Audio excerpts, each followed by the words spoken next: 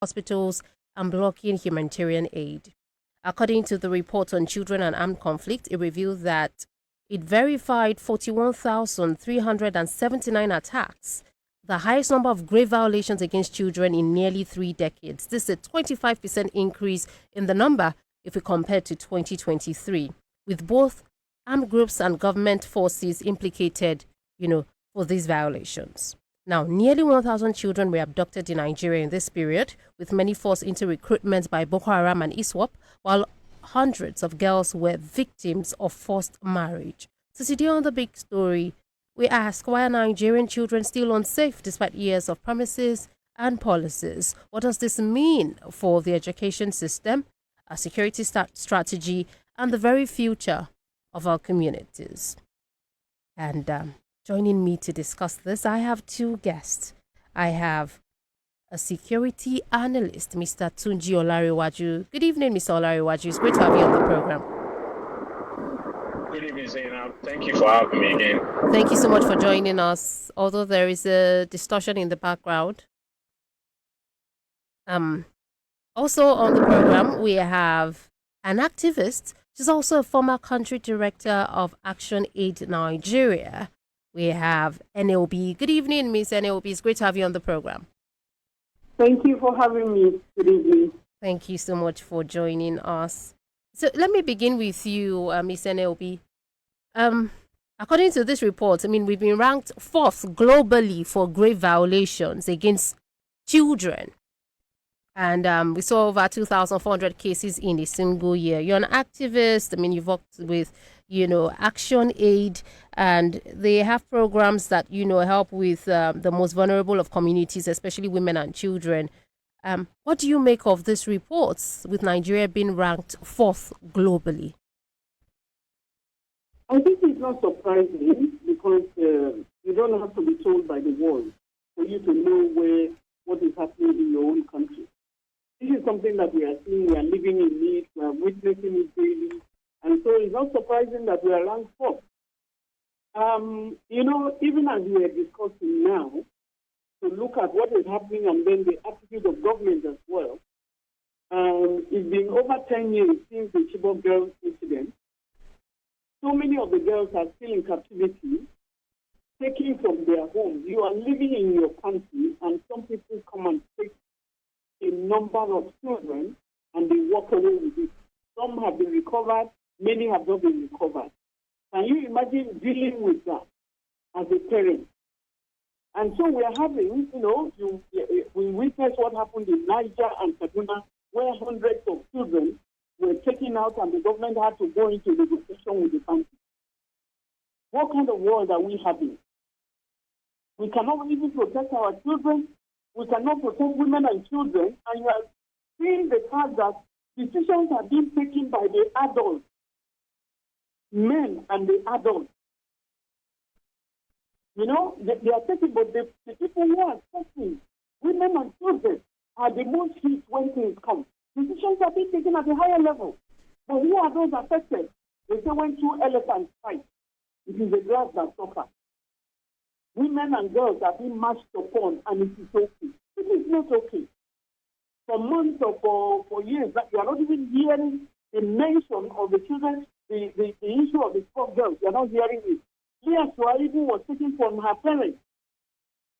People know where she is, but they are not. The government cannot retrieve her, cannot bring her home to her parents. The agony of even losing a child for 1 day, not to talk of 2 days, 2 years, 10 years, and more, and we are thinking. So what we are witnessing is, a sort of plague, I would say, that a lot of the population are under siege. Almost the whole country is under siege. That is not surprising. This is a report on issues of children. If you want to report on maternal mortality, as if Nigeria is at war. Nigeria is behind countries that are at war. It's with countries that are at war. And you have not declared war on those who are taking over your country. Is it that you are one of them, you are among them, and you are taking a decision with them? It's not a simple thing, but it's a reality that is on ground. We have worked on humanitarian. Now you are having the issues of malnutrition that is killing children in northern Nigeria is just something else. And we have the report. We are working, some children are dying on a daily basis. You are seeing hospitals taking in children, maybe more than 200 children on a daily basis, having to cope with their nutrition. How is the government of Nigeria involved in it? Because it's not enough for us to get the report. What is the government doing in it? The government has a report. They have a policy on safe schools. But what are we doing? Every day we are hearing this school has been attacked, children have been casted away, and it's worse for the girl child because when many of them are taken to the bush and they come back, many of them are raped, and so many things go on. Sometimes some of them they are pregnant and they come home to have children that nobody wants. Here, the future holds something for them because those are Nigerians. Those children will have to ask the adults to pay. For the children of those who have been protected, they will have to live and walk on the streets of Nigeria with the children of those who have no protection. Okay. Or who have All right. been protected. Okay, thank you so much, Mr. Niobi. I'll come back to you on that because, there are other statistics as well. And, what's the implication of this on the children, on the future? But quickly, let me take it to Mr. Olarewaju on this.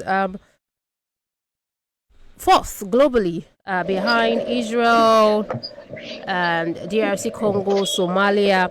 And in this report, it showed that nearly 1,000 children were abducted, and after these children are abducted, most of them are forced into recruitment by these terrorist organizations. Why do you think that children, remain essential targets, especially when it comes to these groups? And, we're talking about insecurity. How does this report fit into the insecurity that we have been seeing, especially in the Northeast and in the Northwest, when we're talking about terrorist organizations? Mr. Olarewaju, there's a feedback. Okay. I can hear you. Am I audible to you? Okay, it's better. Hello. Okay, yeah. Okay, I couldn't hear NLB very well. I didn't. I don't know. I think maybe we were not well linked. I couldn't hear most of the contribution she was making. But try to work on that. Generally, if you talk about insecurity and abduction of our children, the co-option of our children into conflict, I need you to cast your mind back to the Liberian Civil War, the Sierra Leonean War, and look at most of the conflicts we've had in West Africa. Do you remember the stories about child soldiers? Many movies were even made about that. And then let's come back home to the Boko Haram crisis when it started. I was part of the initial effort. We started a campaign at some point for the missing persons register with the government of Goodluck Jonathan in Nigeria. And then he metamorphosed into the agitation for Safe School Initiative, which was started by, I think, Ngozi Okonjo-Iweala was also in the forefront of that. But look at conflict generally, look at the Boko Haram crisis, look at how the crisis we've had in Nigeria. You will see that this conflict would not have lingered for so long without the corruption of children. And the reason why these children were so easy to be drafted into this conflict was because many of them were also not in school.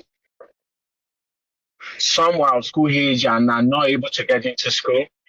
And those who are able to get into school were abducted. And you also have to look at why are children out of school. You look at the policies of the state government, at the local government. When we talk about this kind of issue, we should even remove the federal government from this issue. Let's focus on the state governors and the local governments. Generally, people will laugh when you mention local government because we don't see the functionality of the local government in Nigeria. The fact is that money is allocated to the local government from FAC. Money is allocated to the state from FAC. Basic education is the responsibility of the local government. Secondary education is the responsibility of the state governments. And now this is the time we should ask, where are the flashpoints of crisis in Nigeria? Look at the index. Look at where children are being abducted, co-opted into crisis. They are also the states that are the poorest. They are also the states with the lowest school enrollment. They are also the states with the highest multidimensional poverty in this country. They are also the states where the governors have been least resourceful. And this is a reality. We have to turn our focus on governors. The media needs to turn the screw on them right now. There's a lot, the allocation that comes from federal government, how much has been invested into education? Look at the UBEC system in Nigeria. There was a point where, we were told that there's a counterpart funding arrangement with UBEC where state governors are supposed to make some money available. UBEC or one other body will make the rest of the fund available to plow into schools, primary and secondary school at different states. Most schools could not even access those UBEC funds because they couldn't come up with their own counterpart funding. And this is that's the point where we need to start turning on the alarm bell for crisis. The state governors are getting away with blue murder in Nigeria. The local governments are getting away with criminality in this country, and they are enabled by the state governors. You find state governors who, criminally assess and, sit on the funds allocated to local governments in their respective states. This has been happening. And then you find also, state governors who will tell you that they want to build schools and all they do. Their schools I've done a lot of assessment in this. I've done a lot of assessment in this country, especially in the Northwest, in the Northeast. I've supported CSR initiative by, some organizations. I've seen the state of schools. If you don't have children in school, you have already created a pipeline for insurgency, for conflict, for crisis. Look at what happened in Nepal over the last couple of days.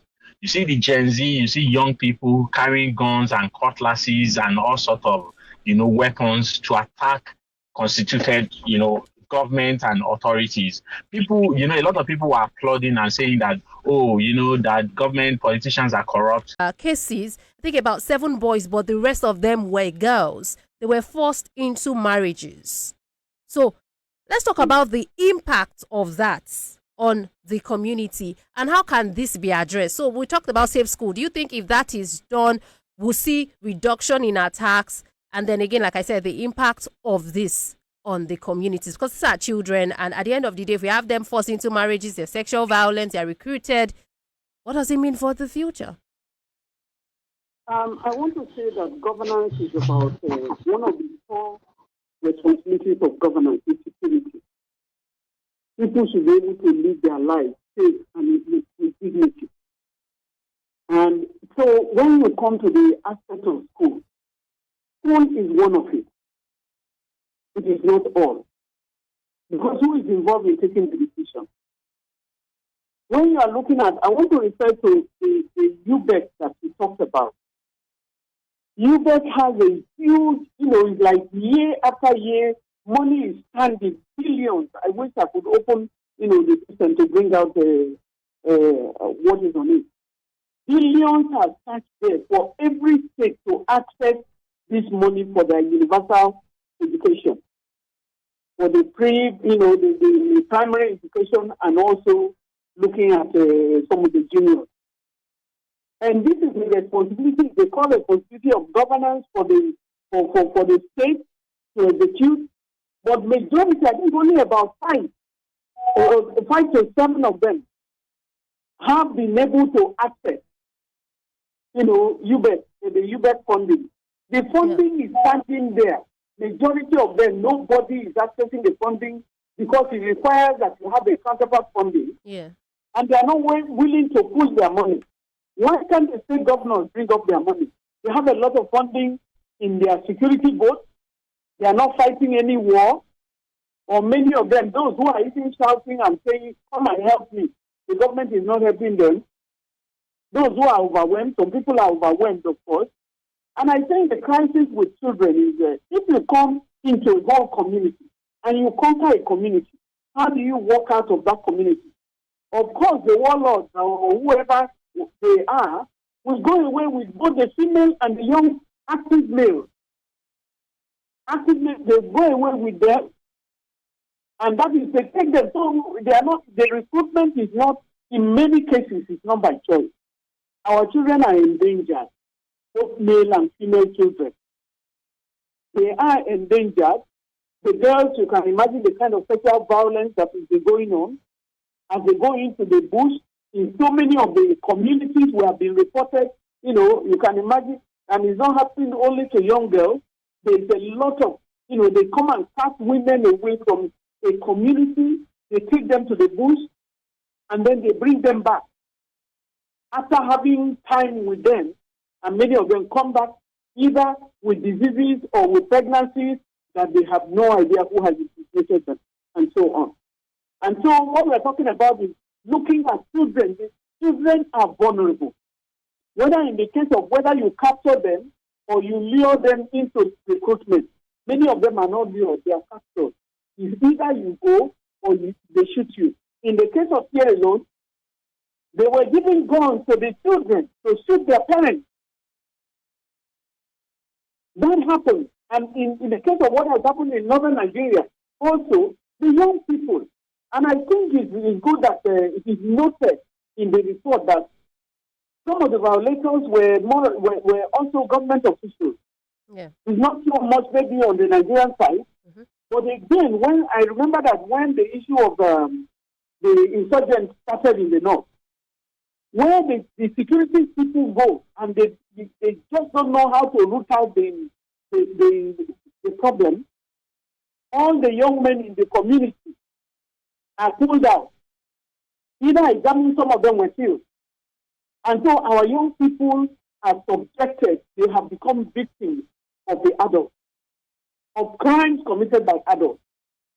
And so when you are looking at all of the calculations, you are looking at the killings, you are looking at the data, when they are talking about, for the United Nations, we say about 1,037, you have 386 boys, and you have 651 girls. Okay. And the violations are driven, it's really sad what we are having. We cannot protect ourselves. But the government of Nigeria needs to rejuvenate the whole educational system, because all of these things, the approaches, when you are doing things by force, we need to overhaul the educational system of Nigeria, right from the primary school to the university. The public educations are still producing quality education. Why can't we overhaul it and look at it like our oil? Nigerian money is hosting so many countries, holding so many countries' education. Can we bring it back? But the issue of unemployment, how can we tackle unemployment when we have industries are closing down? Many more industries are closing down, and the government is telling us they are bringing foreign investment. So as long as there is no room to consume the unskilled labor, both skilled and unskilled labor, the volume of humanity is in turmoil that you are trying to curtail within your own territory. It will not work, and so it will continue to be killed. Okay. All right. Thank you so much, Mr. Neobi. So I'll take you back to Mr. Olariwaju. And just like, Mr. Neobi mentioned, it wasn't just this terrorist. And for Nigeria, the persons that they classified ISWAP, because they said, those numbers of killings, kidnapping increased by ISWAP and JAS, right? JAS. Now, they also mentioned that the government forces are also culpable. in Nigeria for killings, one happened with the Nigerian security.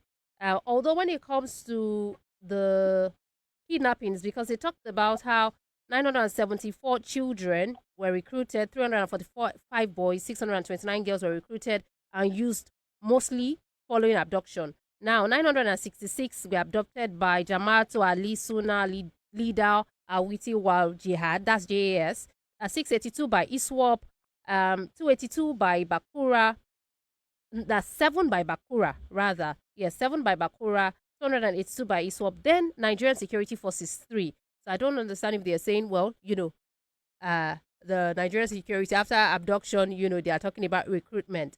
But the part that they really pointed out was 732 children, 421 boys, 311 girls were detained by the Nigerian security forces for their own actions or their parents' alleged association with armed groups.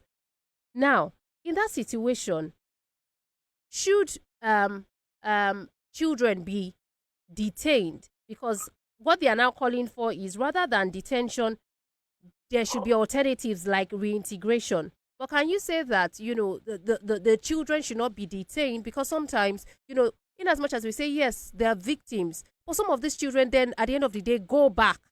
They are used to this. So what would now be the best way to reintegrate them, or, make them understand that, okay, what you're doing is actually wrong, if they're already used to this already? I think we need to, be clear about something, especially the part of the report that claimed that some of these children were detained by the Nigerian security forces. Yeah, I remember there was this demonstration in Kano. There was a riot or a protest in Kano that led to the destruction of a lot of properties and the looting of some government offices. And that was just as recently as last year or so. And when the arrests were made, because and then you now realize that most of the people who perpetrated those destructive acts were actually underage people that were pushed out there. You remember a time when young people were flashing the flags of Niger Republic, Russian flag, in Nigeria during a protest. And then it was, people were saying that this is actually treasonable. By the time arrests were made, most of those people who were arrested were young, underage people. And I think I remember that eventually they were charged to court, and the government withdrew the case, I think after a lot of, uproar and, bedlam from the media and people generally and activists generally. So that's one issue. You also, they were all released. And then you also look at the issue of the conflict zones. And we have to also be careful how we condemn the involvement of security forces in the arrest of young people in conflict zones. I've been in Chibok, in Adamawa, in Borno, in Yobe, at the thick of the crisis. And you have a lot of young people who were on the front line for Boko Haram, who were shooting at Nigerian security forces. When Malari barracks and a couple of the barracks were invaded and raided and, prisoners set loose, most of the people you find on the front line were actually young, underage people. And that's real. It's also the same in conflict zones. In Liberia, you find a lot of child soldiers. And you see, the reason why conflicts are sustained is by the time they pick a 13-year-old, who doesn't understand his left from right, who only take instruction and they, induce them with drugs. By the time they spend 10 years in the conflicts, they grow into those conflicts. You'll be wondering, why are these conflicts, why are they ongoing? The adults in their midst are the ones who are exchanging, people who are kidnapped for ransom, who are taking money to go and get weapons. They are putting those children on the front line. You will see a 15-year-old who has killed more than 50 people in his young life on the front line. And so that's the situation. You need to get that correctly. So security forces will always do their work. When they arrest people, hold young, male or female, they will still need to debrief and profile them and keep them. Maybe, they might detain. Mr. Olariwaju, are you there? Can you hear me? Okay. Yeah. I can hear you. There have also been a lot of reintegration carried out by the Nigerian military. And in fact, those reintegration, people being reintegrated and pushed back into society has also been met with a lot of criticism because people have been like, okay, you are not even restoring the people who are displaced, whose families have been truncated, whose lives have been, sabotaged by these young boys who became terrorists, who are co-opted into terrorism. You have not even restored these people back to their communities, into their homes. You have not rehabilitated and restored them. But you are rehabilitating the terrorists. You are rehabilitating the mercenaries. You are rehabilitating the young people who carried out guns, who killed people. So, this thing is a double-edged sword. I remember a lot of people say, oh, they are Boko Haram, repentant Boko Haram, they are being reintegrated, they are being brought back to the community, and people who are their victims are looking at them like, okay, what happens to us? So it's a sensitive conversation that we need to talk about. So children are in the midst and in the heart of this issue, and we have to look at it. They are co-opted, they are forced into this. It's not their fault, but also when the state is dealing with this, they will also be careful. They are going to tread carefully because there's something we call Stockholm syndrome. People fall in love with their doctors. The children fell in love with the liberty they have been given to kill, the liberty they have been given to loot, the liberty they've been given to rape and to do all sorts of things. You find the Chibok girls were taken and married off as compensation to a lot of all those hardened young criminals in the midst of the Boko Haram set. Okay. And at the end of the day, even the Chibok girls, some of them who came back were still in love with their abductors, with their abusers, and wanted to go back. So this is a double-edged sword. And also, we have to look at it holistically as a society. And we have to solve the issue of education. There is an expected, the government needs to invest a lot of money into education. I know that there's a United Nations figure, expected peg for budgets into education and healthcare. Basic education and healthcare are very important. Okay, Mr. Lariwaji, can you hear me? Because we have to wrap up now. Mr. Lariwaji, are you there? Just let you land on your thoughts. Can you hear me? Okay, let me take it back to Miss Obi. Mr. Lariwaji, are you there? Can you hear me? I'm with you. I'm with you. Okay. The call was interrupting. All right. Yeah, so basically it's just to give access to education and give access to healthcare, quality education, quality healthcare, and reduce the poverty incidence, and then Nigeria will breathe freely. Okay.